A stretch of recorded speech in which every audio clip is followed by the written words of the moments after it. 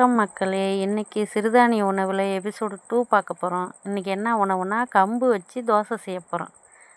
நார்மலாக அதே இதுதான், அரிசிக்கு எப்படி உரைப்போமோ அதே மாதிரி கம்புக்கு 4 பங்கு கம்பு 1 பங்கு உளுந்து.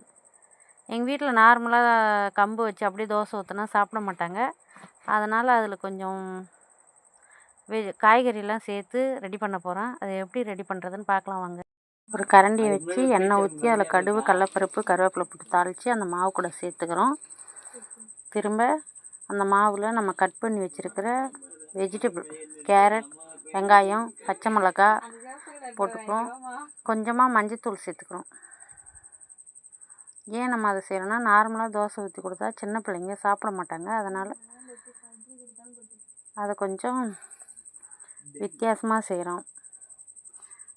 இப்போ இருக்கிற பசங்க சிறுதானிய உணவுலாம் அவ்வளோ விரும்பி சாப்பிட மாட்டாங்க. எங்கள் பசங்களை சாப்பிட வைக்கணுங்கிறதுக்காக நான் புதுசாக ட்ரை பண்ணுறேன். அப்படி பண்ணுறது தான் இந்த வெங்காயம், கேரட், பச்சை மிளகாலாம் சேர்த்து மஞ்சத்தூள் சேர்த்து நான் அடை மாதிரி செய்கிறேன். அந்த தோசையை ரொம்ப நல்லாயிருக்கும். நீங்கள் ட்ரை பண்ணி பாருங்கள். இந்த மாதிரி செஞ்சு கொடுத்தா சின்ன குழந்தைங்களாம் விரும்பி சாப்பிடுவாங்க. பாருங்கள், தோசை எவ்வளோ கிறிஸ்பியாக அழகாக பார்க்குறதுக்கு நல்லாயிருக்குன்னு. சாப்பிட்டாலும் டேஸ்ட்டு நல்லாயிருக்கும். பாருங்கள், பார்க்குறதுக்கே எவ்வளோ அழகாக இருக்குது.